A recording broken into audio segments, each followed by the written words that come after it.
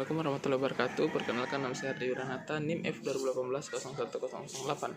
Di sini saya akan mempresentasikan materi tentang kimia medisinal yang berjudul pengembangan obat agonis dan antagonis. Langsung saja kepada materi. Yang pertama itu agonis dan antagonis. Antagonis obat tidak hanya penting untuk merancang obat atau dalam membuat komposisi obat, tapi juga digunakan secara luas karena banyak aksi obat berdasarkan antagonis dengan agonis endogen, seperti biokatalis, hormon, dan neurotransmitter, atau kemungkinan bekerja sebagai antimetabolik terhadap metabolik penting pada proses biokimia.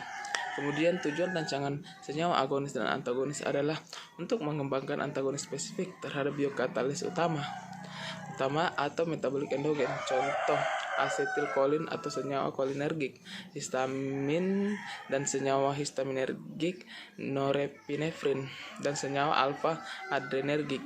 Senyawa agonis adalah senyawa yang dapat menghasilkan respon biologis tertentu serupa dengan senyawa agonis endogen. Kita lanjut pada kombinasi obat. Kombinasi obat kemungkinan melibatkan campuran 2 atau lebih obat dalam satu formulasi, penggunaan 2 obat dalam formulasi yang berbeda dan diminum bersama-sama, atau penggunaan 2 obat yang diminum dalam waktu yang berbeda tetapi kemungkinan berada bersama-sama dalam darah. Hal-hal di atas dapat menimbulkan masalah interaksi obat, sehingga kemungkinan yang terjadi peningkatan atau penurunan efek obat bersifat antagonis, penurunan efek satu obat oleh obat yang lain, atau antagonis antar obat pada umumnya tidak diinginkan, tetapi kadang-kadang juga diinginkan. Lanjut, kombinasi obat kemungkinan juga dapat meningkatkan aktivitas obat, yaitu yang pertama efek potensiasi, yang kedua itu efek sinergisme. Kombinasi obat digunakan apabila pertama itu untuk mencegah resistensi mikroorganisme, yang kedua kombinasi obat lebih murah dan lebih nyaman penggunaannya dibandingkan apabila diberikan secara terpisah, yang ketiga pada kasus di mana penyebab infeksi tidak dapat diidentifikasi secara cepat sedang pasien memerlukan penanganan dengan segera, dan lain sebagainya. Kita lanjut pada antagonis pada fase farmakokinetik.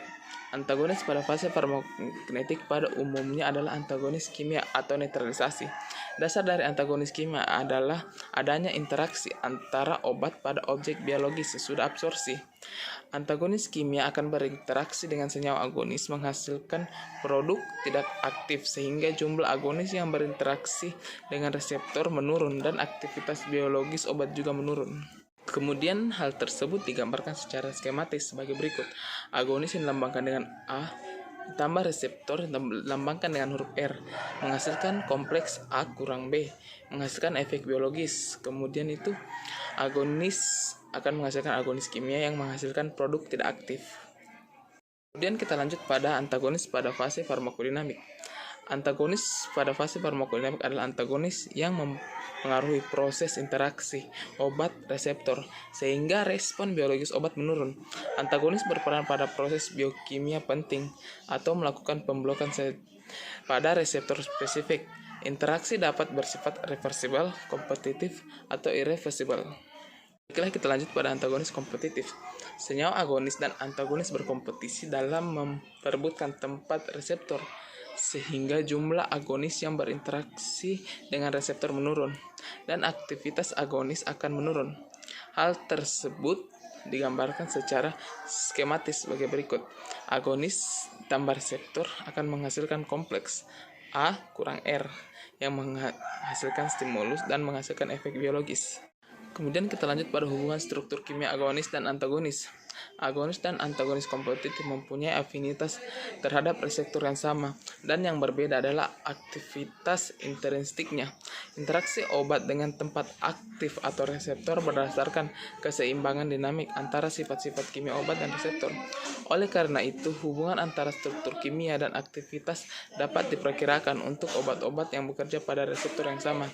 Itulah tadi hasil presentasi dari saya. Mohon maaf bila ada kekurangan. Wabillahi taufiq wal hidayah. Wassalamualaikum warahmatullahi wabarakatuh.